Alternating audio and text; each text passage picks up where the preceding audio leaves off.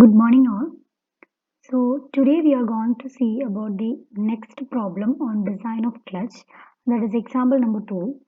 So, in this, a plate clutch having a single driving plate with contact surfaces on each side is required to transmit 110 kilowatt at RPM of 1250. The outer diameter of the contact surfaces is 300 mm and the mu, that is the coefficient of friction, is given as zero point 0.4. So first problem is assuming uniform pressure of 0.17 Newton per mm square, determine the inner diameter of the friction surfaces. And the second part is assuming the same dimensions and the same total axial thrust, determine the maximum torque that can be transmitted and the maximum intensity of pressure when uniform wear conditions have been raised. So we have to do two set of problems. One is with the uniform pressure condition and the other is uniform VR conditions. So first part of the problem is assuming the uniform pressure condition. Before going to the first part, let us see what are the given conditions or given parameters in this problem. So first is power, that is power transmitted is 110 kilowatt. We can denote the power by capital P and small p will be the uniform pressure of the surface. So power is capital P is equal to 110 kilowatt, which can be written as 110 into 10 raised to 3 watts. And next is RPM. RPM is given as N, which is equal to 1250 RPM, and the given value is coefficient of internal friction is mu, and the diameter is D1 is equal to 300 mm, from which R1 is equal to 150 mm. So and one more thing in the first section is the assuming the uniform pressure, that is 0.17 Newton per mm square. We have to calculate the inner diameter, that is R2 and D1 or so, and here in that case the uniform pressure small p is equal to 0.17 Newton per mm square. So inner diameter of the friction surface.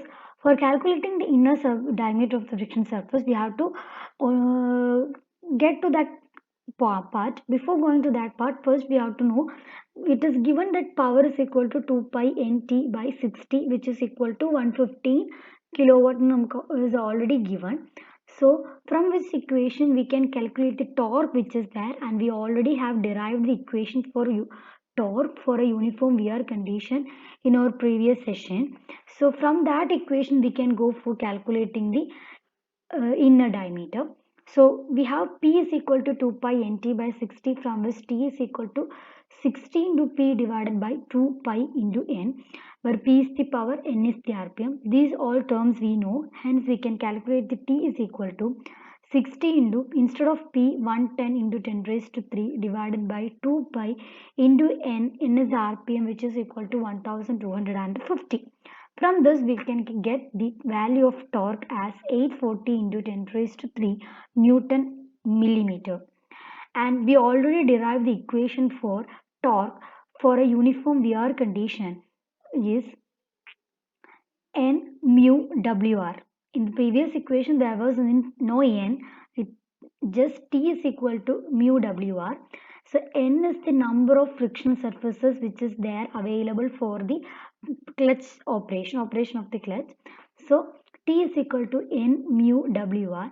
In the question itself it is clearly mentioned it is a single plate clutch, hence it is a single plate clutch. There will be two friction means surfaces that both side of a single plate can be act as a friction surface, hence N is equal to 2.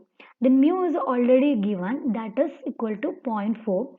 W we don't know, that is axial thrust force, and R is the mean radius, and that is also we don't know, but we have the value of T here.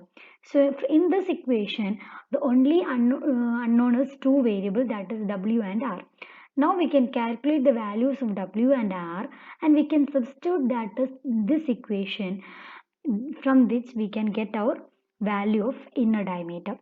Then axial thrust, which with the contact surfaces are held together, that is W is equal to pressure into area in a uniform wear condition, no, sorry, uniform pressure condition. This is uniform pressure condition. The pressure is equal, this W is equal to pressure into pi into R1 square minus R2 square, and from which we have the pressure which is given as 0.17, and R2 we don't know, and R1 we know that. So 0.17 into pi into R1 square minus R2 square, and then W we do. Next is the uniform pressure condition. We have to calculate the mean radius of contact, and the mean radius of contact for uniform pressure condition is equal to 2 by 3 R1 cube minus R2 cube divided by R1 square minus R2 square, and from which the R is equal to 2 by 3. Instead of R1 we can write 150 from the equation which is given, already given.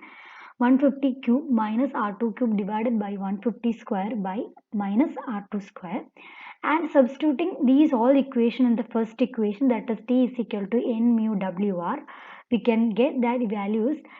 Substituting value of T is 840 into 10 raised to 3 equal to N is equal to 2, mu is equal to 0.4, W is equal to, from the equation 1, it is 0.17 into pi R1 square minus R2 square into 2 by 3 150 cube minus R2 cube divided by 150 square into R2 square. And in this equation, this R1 square can also be substituted by 150 square, and the equations will become 150 square minus R2 square, and we can cross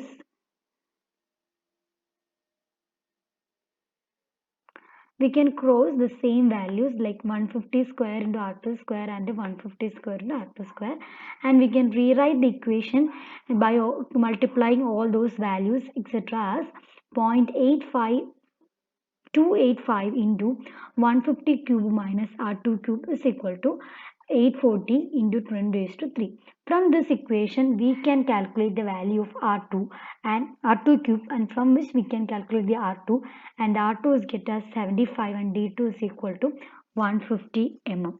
So the first part of our problem is solved.